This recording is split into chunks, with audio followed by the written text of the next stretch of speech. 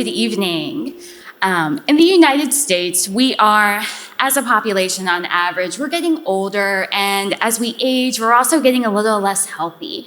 This map illustrates the obesity prevalence in the United States, and you can see across the states, we are overwhelmingly not doing well. So we're getting older, we're getting more obese, we have higher rates of diabetes, higher rates of hypertension, and besides the kind of obvious, why is this a problem?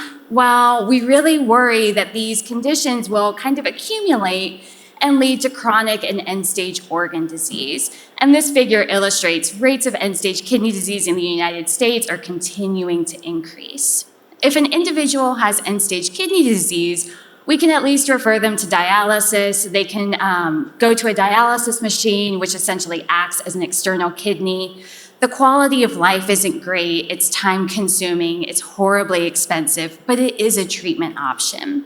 What we really want for people to accomplish, though, is we want them to achieve organ transplantation. So organ transplantation is relatively new in the field of medicine. It started in about the 1960s, and it's really hung on this crux of you have to find a donor, or the system has to find an organ donor for you. So it's a classic economic supply and demand problem. In the United States, we have far more people who are in need of an organ transplant than we have donors available. And why is this? Well, we know from recent polling that if the slide, Well, we know that we're doing a great job of actually converting our donors. We are seeing year over year increases in the number of donors that are available. However, it's still not sufficient. We're not quite meeting the metrics that we need to meet. People are dying on the wait list. And so we need to encourage people to donate. 90% of Americans strongly support organ donation, but only 50% of Americans have ever checked that box on an ID card or registered in some other way. So what's the disconnect? What is keeping people from making that jump to actually register as an organ donor? Well, there are a number of reasons.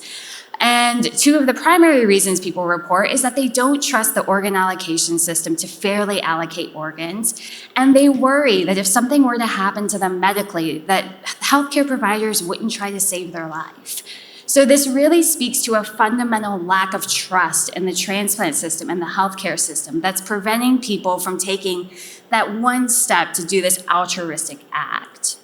So what my work proposes is that we should actually look at a group that has been historically discriminated against and stigmatized who disproportionately participate in altruistic acts, and that's people with HIV.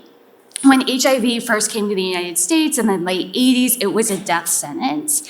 And what happened was pretty rapidly, we prohibited people with HIV from being blood donors, tissue donors, organ donors, some of the most altruistic acts in society.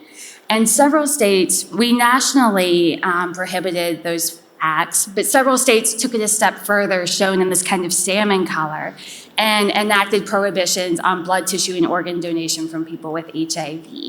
And despite this, people with HIV were so compelled, they knew that other people with HIV were dying and in need of organ transplant, that they organized and they pushed researchers and they pushed the medical community. So in 2015, we passed the HOPE Act, which repealed that national prohibition. And now that's enabled people like Nina Martinez, whose photo you will see next, to be the first person with HIV to be a living donor in the United States. And hers is a story of overcoming. She had to travel to 3 different transplant centers to find a center that would allow her to be an organ donor. That's how strongly she felt about giving the gift of life to someone.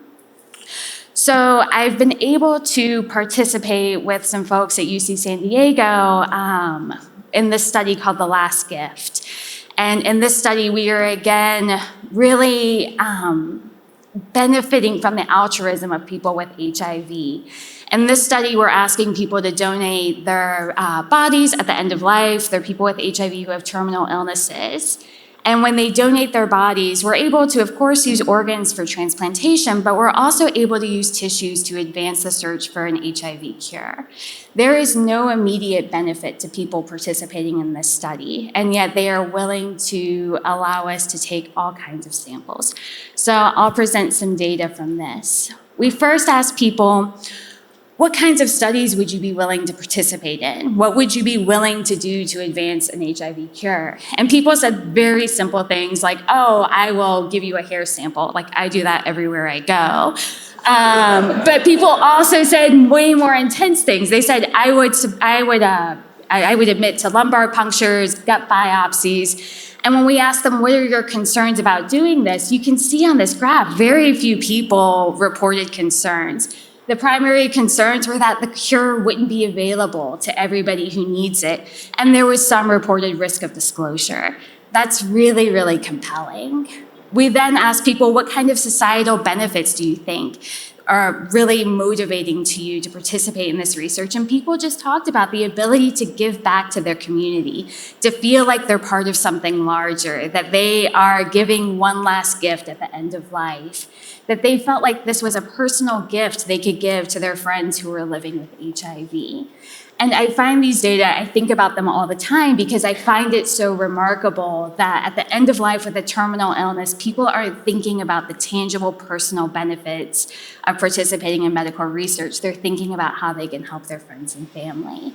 So with that, I would encourage, I hope that we can take these data and apply them to other populations and encourage organ donation, but I also hope that it gives us all a little bit of hope and we can think about how to kind of embody that sort of altruism in our everyday lives.